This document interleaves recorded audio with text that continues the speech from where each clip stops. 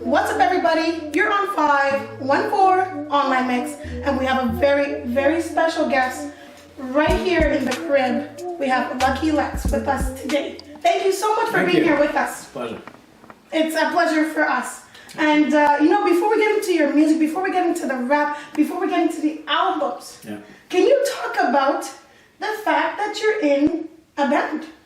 Yeah, that's it. While coming here actually today, I said, okay, I'm leaving band practice. You know that in the pandemic, band practice is something that's some valuable shit right there, right? Mm-hmm. So yeah, basically, I done some punk, like last album, before this album is Step, just came out in December. Before that, I did What Divine Is. This is under the name Lucky Lex. This was 5 years ago. Mm-hmm. Then I did 2 punk albums with Lexs Experience, was just a punk band. And within that punk band, the bass player is in a metal band, which is a fucking tribal bones. And the thing is, we're all friends and we all like to experiment and make music together. So basically, Tribal Bones is like, hey, you want to do a song? Like we want to do like a rapcore kind of thing. And the song was pretty interesting because he sent the demo, but then he sent also the lyrics and told me the story. And the story behind the song is sometimes better to get in contact with than the actual lyrics, right? Mm-hmm. So he married an American woman, so she's a new immigrant. She comes here and she has a language barrier, and mm-hmm. she feels that isolation and trying so hard and leaving her country for love and all that, and to imagine to be an immigrant and to have that will, but you really you can't, and it was also before the pandemic, but also very, very like relatable now too. Those feelings, but also when you have a will, and like you have restrictions, and you have situations or people you can't see, or you can't speak a language, so that you got some barriers right there. That's a thing. And then I did this song, and it was awesome. Really good song, like a really good metal song, and really good dynamic in the tone of my more higher voice and his more growly voice, and just a lot of raw energy. And it is what it is. Raw energy. So what, like the pandemic is so difficult for everyone, and I like to find out what keeps these artists going during these times. So what was keeping your band going? What was keeping you going as well? Well, that's it for me. Like, I did this collaboration. I was practicing with this band because they invited me to be part of the band, so that was cool. So now I'm in a metal band, but then I was in the punk band also. We had been doing shows and all that. Nothing happened with that band. We just did a studio song though, that's gonna come out maybe in a couple weeks. Nice. Lexs Experience, and we have J Manifest on it and Mundafar. It's more like a rap song, rap, electro, I don't know, industrial metal rap song. Anyway, we have a lot of fun like that, but for me, it was finishing my album. Because I put it aside for like, 2 years almost. 2 years? I never did that. I always concentrated myself when I do a project to put my heart in it and to really kind of express like really parts of my life, like I'm documenting. That's the way I have the best way to actually communicate with people, So this one was a story that was interrupted in like 2 years almost, period. There's a lot of shit happens in life. Yes, because like it's clearly, it's clear to see that you put your experiences in your music. Yeah. So when life does come with these interruptions, what do? Do you continue the same project you're working on, or do you blend it with your experiences that you're going through currently? Well, in this case, to finish the album was that my whole main thing that I restarted in May, really more seriously beginning of the summer, to release it in September, or no, December, and the single in September. But yeah, that was my summer. I didn't work a lot. I worked a little bit, so yeah, that was really good because we still had access to studio because I work with Alex Blaine, is my producer. Alex Blaine produces most of my stuff, and he records all these bands, and we're like a community and just really good players. And some got Papa Shango, how he'll have his funk band, you know, and then we'll have Funk band. yeah, we'll have Alexandre Larocque, who's a drummer. He has a rock and roll band where he's a singer, and everyone's playing different instruments, but multiple instruments also, and just this crazy stuff's going on. So there's often opportunities. So, let's do this song, let's do this song. I did the first thing I did in the pandemic really was release a song for my cousin, my little cousin, and his name is Vincent Filion, and he's the guitar player in the Winston band, and some Cajun francophone music, like Cajun music, like Wow. yeah, like What a blend. yeah. And he produced like this dark electro beat, and I did a free song that I called "The Distance," which was like talking about isolation, all that shit. You know, isolation is very difficult for so many people, and it's so amazing to see the artists today who continuously put out their craft for the world to listen to and for the world to watch. Yeah. Can you tell us about some recent projects that you just finished? Well, that's it. I just released in December Step. So Step is my 7-song EP, and we did a video called New One, and New One was with Blue Run 13 that I had worked with, and Liquid from Brand Van 3000.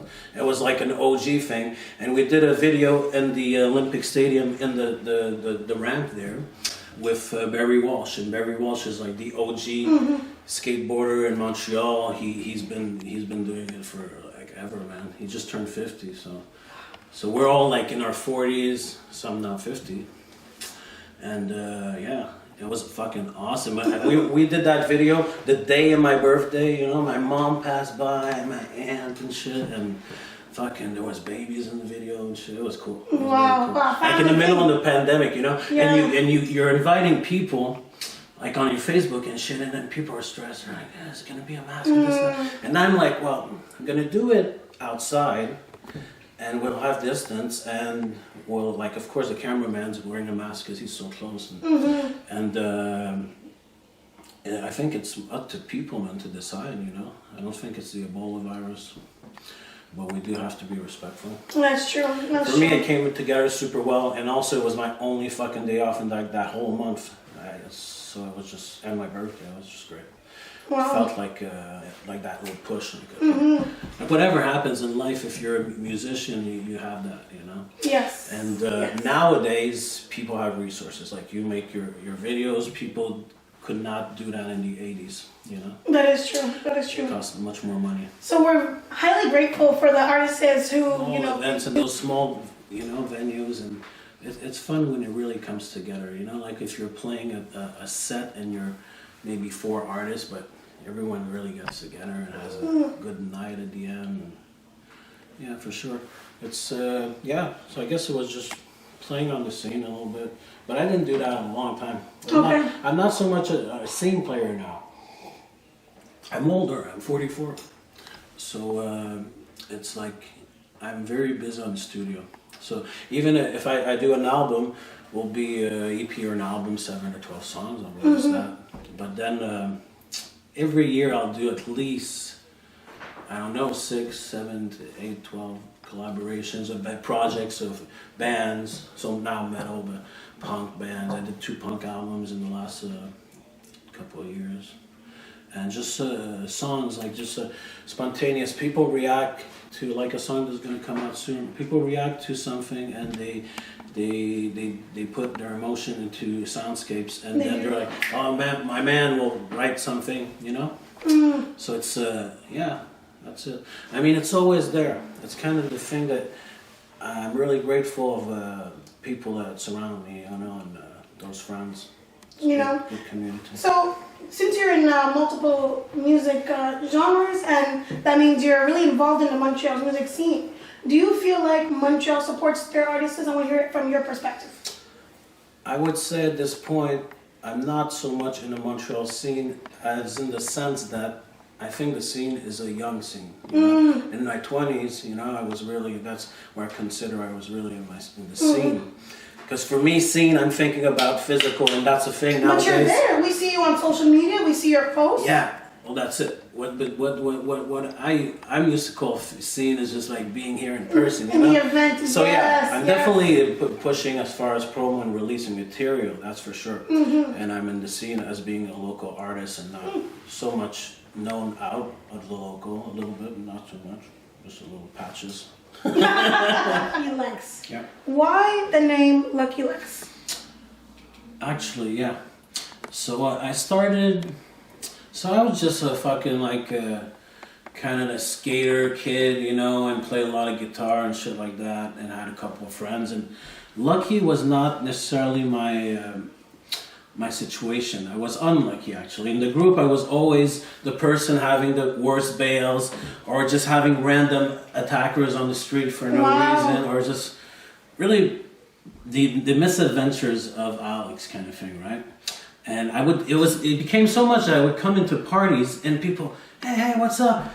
What happened to you? Something must have happened since the last time I saw you, right? And then I just like storytelling, you know? Telling my fucking crazy ass stories that were true. And people are fucking laughing and shit. I wasn't lucky.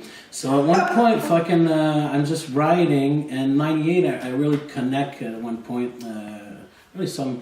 had a factor that made me really, now is how I will not, let's say, put out my aggression to my fist. I'm going to write my shit. And I made a point of it and stick to it. This is December 98. And then around 99, 2000, you have a couple lyrics, you practice maybe with DJs. This is before I met the band and really put my heart into it. And I was just like, I need a fucking name, you know? I need a name. Because I didn't have that nickname that everyone called me.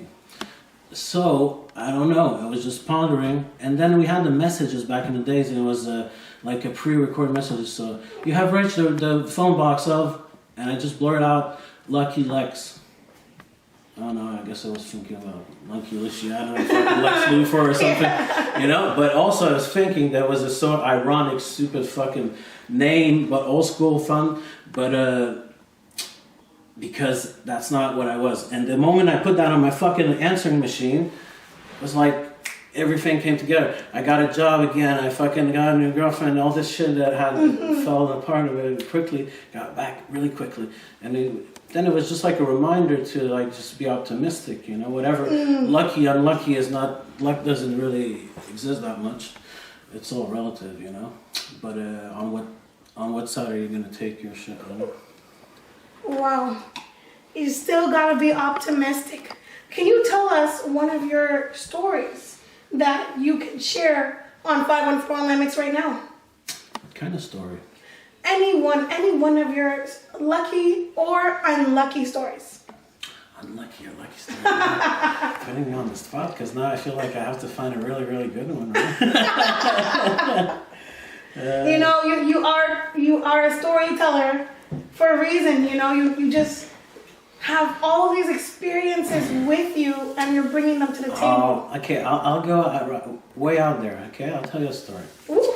I'll tell you a story of fucking working in British Columbia, BC, up north as a cook, man, okay? Really? I'm working at 500 miles fucking north as a cook, and I'm in this private lodge, and it's a farm really, and to go there, you have to have a helicopter. And then the people that go there, so it's me, a cook, and then the waitress that does the cleaning, we're a team, and then there's a ski guide and a pilot, and there's a helicopter and a house and 4 clients that are skiers that go into these virgin fucking mountains, and it's the best fucking skiing in the world, right?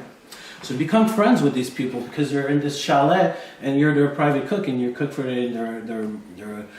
that's their energy, that's the whole fucking, and one group was all these American kind of investor business people in their 30s, really cool, you know, kind of more into like alternative rock, I guess. One guy played guitar a little bit. And you're just putting beats all day. You're putting fucking The Roots and fucking Public Enemy and all the good shit. Kendrick had just released like Pimp a Butterfly that year. Okay, and, so during that time. And we're listening to good fucking music and they're vibing to my shit. And then the fucking waitress tells them, he's a fucking rapper. Because this is my other life. I'm a chef, right? But now I'm not a chef anymore even. I'm back to school to be a trucker now. Okay. But anyway, the point being is that then they fucking know that I'm a rapper. And then they're like into it. They're like, hey, you gotta rap, you gotta rap. So I kind of kept them waiting like, you know. And then the last fucking meal, right at dessert, man. And I put the video a couple of days ago on my fucking Facebook because I had the memory actually. I fucking come out of the kitchen with the flapping, waving doors with a fucking Bluetooth in my hand, and I just start freestyling. And they had like such a fucking epic time, and they were cool dudes. Like they were smoking up and drinking really high quality bottles of whiskey, and we partied that night. It was fucking epic. But I had to be professional and keep it for the last, you know. But that's also like being a musician. Maybe you're not gonna. You have situations maybe at work or whatever you're doing, traveling sometime or in personal life, where you kind of have to keep your professional side. Yeah, yes. But then also it's with who am I going to share this part of my life? Because I don't want to just be the guy that's bragging and shit. I want to connect with people. That it's all about connecting with people. It's not about like, oh, I want to be popular and shit. I want to find my people, connect with people. That's beautiful. So you mentioned you're freestyling. So if people were to ask you, oh, you know, Lucky Lex, you know, drop a freestyle. Were you able to do that back in the day? And how about today? Were you able definitely to do that? don't want to boast on that level because it's not my expertise. Because I would say that I didn't put my energy enough into the craft of doing it that way. Because I do understand it, and for me it was more about bands. So I had all these players and a lot of jazz musicians of early 2000, even 2008 to 9, had a fucking funk band with amazing upright bass player, amazing Congolese drummer, like really high end like jazz musicians and stuff. So I've been in a lot of like situations more like open mic and more like jams also with musicians. Oh, okay. And so that's where I'm from. That for me, freestyle is improvising with a musician and using my voice rhythmically and kind of taking paragraphs of all these banks of words and putting a little bit of freestyle amongst that shit. You know what? I like how you mentioned that there's so many different ways to freestyle. There's so many different versions of freestyle. And you said it best right there. You know, let's get into your music a little bit. Let's get into your songs. The song Imagination. Can you talk to us about that? Imagine, sorry, yes. Can you talk to us about Imagine? Yeah. Imagine was really fun because, Imagine I was the stepdad of this little boy at this point in my life when I started this album, and had this really special connection. And when you get the more they get a little older, the babies, they start to move and develop, and then they're a little more like you can interact with them, and then they discover shit constantly in the imagination, you know. And how, for me, it was striking because it made me appreciate the purity of like having that kind of imagination that's not influenced yet or that even understands anything about life, just a really pure and silly instinct. So I kind of decided to do a fun song just to put myself in the mind of a little fucking baby fucking around. So the first scene, the first verse is like at the kitchen table, you know, and the fucking the ladle is something, and then there's a rocket, and there's a bread is this and that, you know, and they're seeing stuff from the table, and it becomes all fun and playing. The second verse is in the bathtub, and he's in the bathtub and has a dinosaur, and he has a shark, I mean, this and that, and so yeah, it's just kind of putting me back into that innocence. I thought that would be a cool fucking song. It is, so yes. The beat was really dope too, because I worked with a lot of different producers. And Imagine was Malcolm Riverain, which is a guy I met with Alex Blaine, my producer. We just met on the internet. He's native, and he's a very, very talented producer. He has 2 beats on my album. And then when I went with it, I had a lot of fun, like thinking about like fucking old school hip hop and you know, like Ram Poopa and all those fun, funky rappers that had like a little bit of some like really funky shit going on in their voice like this and and it's kind of very round and flexible and elastic and funny, kind of cartoony. So I kind of went a little bit with that shit. But it's kind of rugged at the same time. I really like how the fucking shit came out. Imagine everyone's feeling that one lately. People are like, this one's really cool. It's different. It's really fun. And Single was another one. Cool. Single for me is like I did a couple of songs like definitely respecting women and all that. I was being raised by my mom. But this one was being about really dedicated to single mothers and. The first verse talks about my mom and me in that relation and traveling and shit, you know. And that verse, like that was my heart, that was a gift, you know. And the second verse talks about my ex because she was a single mom because I was a part-time worker out of the province, right? So acknowledging that, you know, because I came from that. And I thought there's not a song for that, you know. I hadn't written the lyrics for my mom I hadn't written. That was like a poem, you know. Did your mom get to listen to that song? Yeah, she likes it. Well, yeah, she likes it? Yeah. Oh, you know, that must have been so amazing to her to hear it's a cool her song, son make a song about her. I got female vocals on that, a little bit of scratch of DJ Horg on it. We got a little bit of like a trip hoppy kind of vibe in the chorus. And the chorus is very deconstructed. Yeah, that's cool. Lucky Lex, I have to ask you this question. Why the box over the head? The box. The box. Yeah, the box. I was trying to find myself the origins. Like there's many sometimes in your mind at one point. So it was really trippy. So I started recording. I was with this band called Drop of a Dime that we did kind of a demo in a couple shows and a little EP, no mass release. And I broke up that band because I wanted to do my solo shit. And I started working with Alex Blaine, which is my producer, does most of my stuff and did most of my music, and I always go to his studio. So he's my partner in music.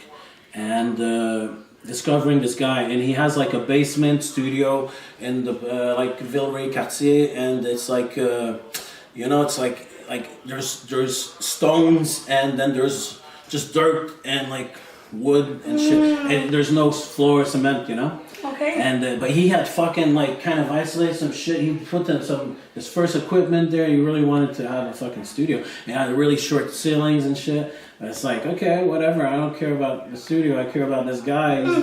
He's this dude, right? So I go there and I record a song, and then I record like the third song. I think it was My Solution. And it's like it's kind of a rap core song. It has this really heavy guitar, and it's this old school, very simple riff. And it had this kind of a question answer. It was like, noise, distortion, give me my portion, lies in proportion to what is important, or something like that, right? So it's like, this voice is like, I want an effect on it. So we start fucking with mics, like, like harmonica mics. Yes. And then this voice, I want it to be more like that good tone voice. And that's, till this day, we do that technique a lot, just like fucking around. But, so he put me with this fucking Green Bullet microphone, and then I'm starting to vibe with that. And also to record with that, like this, and movement also, you don't have to be like straight in front of your mic. It's another dynamic that you're gonna bring. And then he's like, I want something like echoey, I want something, I said. Then he gives me a fucking case of a drum, like a bass drum. Like a half case, open case, there's a strap. And then I take the fucking case and I put it on my fucking head, like held by my shoulders. And I have like my fucking microphone inside, and this bubble, this blackness, and I just did the whole vocals like this. It was like a sonic experience. So then he took a picture of the thing, just me sitting on this chair with fucking my mic cord up and the big fucking box on my head. Wow. And when they saw the image, like coming from someone who really appreciates like in metal, I kind of thought it was cool that they had, as a teenager, like they all had kind of like mascots, if you want, like Iron Maiden have Eddie, and then whatever Megadeth has this character, and all these characters. You know, I like the characters. So when I saw that picture, I was like, that's a fucking character. Could be I identified that shit also. You know, there's a lot of imagery in there, and it could take a lot of sense to what you want to think about, right? That was so cool. it stayed even on my arm. Yes. And in the progression of the whole thing, first it was just the box, and then in the third album, which was What Divine Is, it was like a trilogy. There was Keep on the Line, Sound Barriers, What Divine Is, and What Divine was like more like spiritual, because it was really some trippy shit. And I decided to put the drawers in it, because I had this love and the influence of Salvador Dali, and the way that he painted and the way that he saw the world, you know, and this imagination. It was great, right? So I put the drawers like to honor like an artist that I love, right? But then people start talking about, oh, so it's a boxes, and then one friend says, there's drawers, and then people start like saying, well, what's in the drawers, you know? And then all my heaviest sounds are in the drawers, you know? My secrets are in the drawers, my heart, you know, my hope is in the drawer. And, like, people start interpreting like, what are you gonna put in the fucking drawer? So you never know what's gonna be in the drawer. Mm-hmm. You never know. It could always change. So it's a character. Ooh. It's cool to have characters, you know? Yes, it is. I like to work in a way where I put myself in character, but also in emotion, right? Where you, like an actor, you will do sometimes. I fucked around, you know? Like I've gotten into fights on purpose with my girlfriend to have a certain state to get to do a certain song in the studio. You know what I'm saying? Like if you do a song that's like talking, let's say, about something sad, or like something like really heavy. Yes. And then you have the best fucking day in the world, you know? Maybe even great sex, you know? Just like you have a smile up to here. Right, yeah. Man, you can't fucking do that song. You can't, I don't know how people do it, I can't. So I have a process, more like at one point around like that's it, for this album, when I went solo, had a lot of love for cinema and shit, and like actors like studying their craft and putting themselves in character and shit. So I try to do that emotionally at least. It's like when you're writing a song, you have an emotion, and then when you record it, you have to kind of get to that place before you can actually put those words on that fucking, like, it, make them permanent. I'll tell you an example. I had there's a song called I'm Sorry Love. This is like the sad song of the album. It's the bridge, right, between this family and then this other life. And then it was really personal, this fucking song. But it was also something I was proud of, and it was deep, you know? So I said, like, how the fuck am I gonna do this? I can't have those feelings if I'm not there anymore. This is 2 years ago. But then one of my best friends dies, you know? His name was Phil. And he died in a fucking skiing accident. It was sudden. 2 days after his fucking death, this is the beginning of 1 year ago, I went to the studio. When I was living that pain, I knew that I could record that song. So that's it. There's a craft to making music, you know? It's not just about being fucking cool and having subjects and stuff like that, you know? There's like a whole craft if you want to do something. You know, thank you so much for sharing that. That was definitely deep, and it's not easy to share it. And that's part of music. Sometimes with music, it's not all about, you know, getting things done. Sometimes music and songs have to wait for that perfect moment. So it's important not to rush your craft, because, you know, when it will be finished at the right time. Yeah. And you reminded me of that, so thank you for that. Thank you.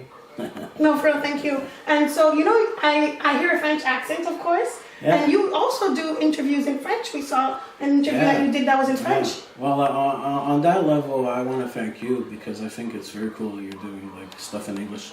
Oh. I was telling a friend today, I have an interview. It's cool. It's in fucking English, because like mostly I get French interviews because I think I don't know. It's my réseau, I don't know. It's also Quebec, right? But Yeah. it's good. It's good to have that Thank you. on the scene, you know. Thank you. But for me, like, it was really, I come from Francophone family. Mm-hmm. When my parents got divorced, I was like 6 months, and then my godfather was from New York, and he was in my life till I was maybe 5, so a lot of those years. And then I lived in Miami, like from 6 to 5 to 8 or something. So I started school in Miami, came back here. It was kind of hard actually. Then fucking learning like all the French stuff was much harder, you know, than we were learning English. And even as a musician, like starting, right? I was writing a lot of stuff, but then mostly in English. First in English, but then the scene was in 2000, like 99, 2000. Sorry, till around 2004.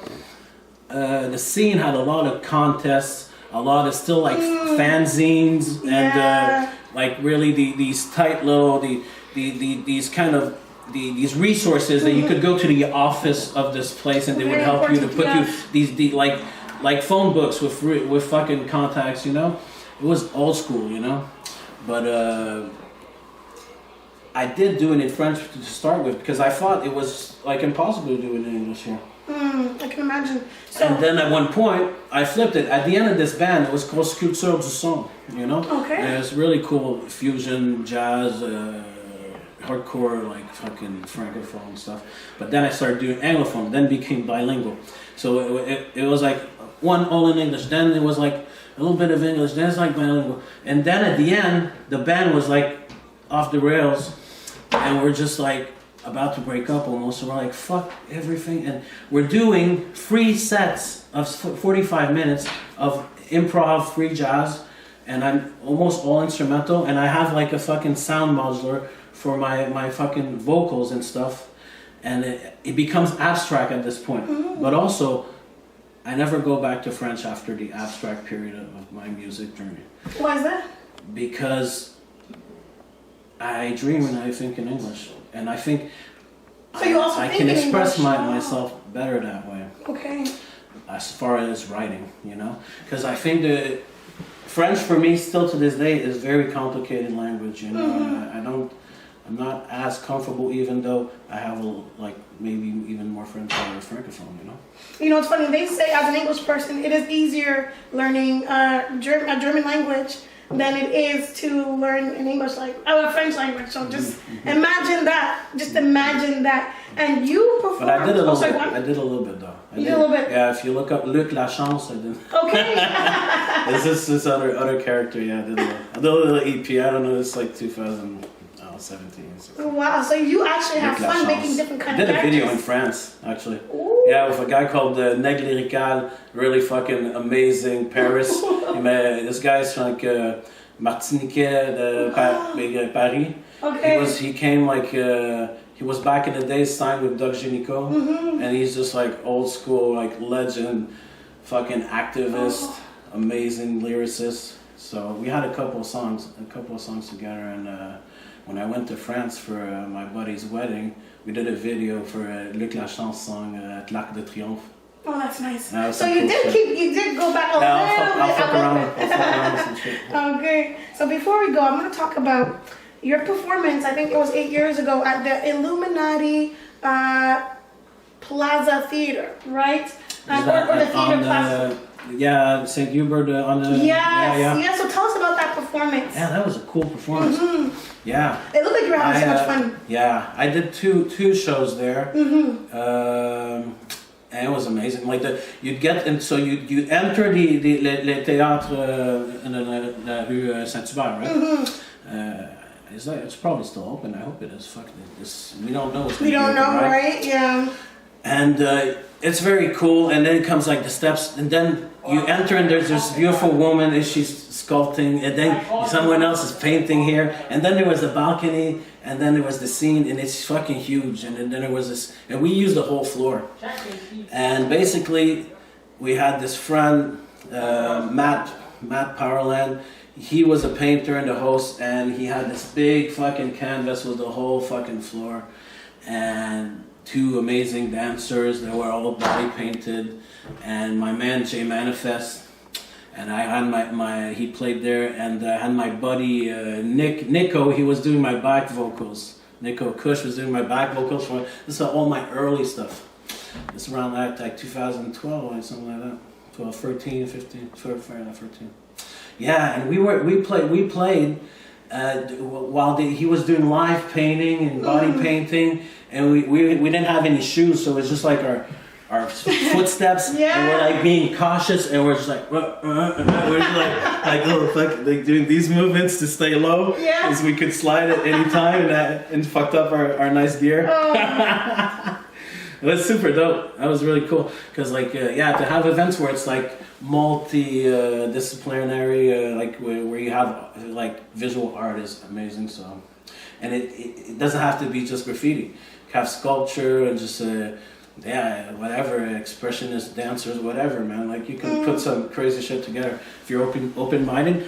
And that's as far as for music too. I think the new generation today, they on one side, they're really indoctrinated into the whole sound of this pop way of producing music, and this like there's like a rule to a way and effects to put on your. But at the same time, that would be a problem with the people, the young people. At the same time, they have this. They don't see music like we used to see it in different styles. They have all the influences combined in one now in the music. If you think of any pop artist, will have huge elements of hip hop, and hip hop have huge elements of pop, but also all levels of rock. And it's just I think kids today can have a lot of power and just mixing shit together and go trying different stuff, you know, trying different, and not necessarily to just sound professional, because sounding professional in a young mind maybe can feel like really sounding unoriginal or sounding, you know, typed in a certain way of doing music. I mean, music could be structured in different ways, and it could be expressed in different ways, and sonically have different places in someone's ear, in someone's life, you know. So yeah, that's what I think about fucking music today. Wow, I think the kids have a lot of fucking hope, because they have an open-mindedness a lot today. And they have that drive. That drive to want to be themselves, and to organize their stuff and express themselves as well too. I noticed that this generation is a little bit better with expressing themselves. Yeah, I noticed that too. And Lucky Lex, I really appreciate you coming here today. I can't wait till we have a part 2, because you're very interesting. Cool. You have a lot to share and a lot of knowledge to give. Nice. And I hope you don't stop anytime soon. No. I don't think so anyways. And you're on 514 on my mix. And I'm Chriselle Nicholas. Thank you.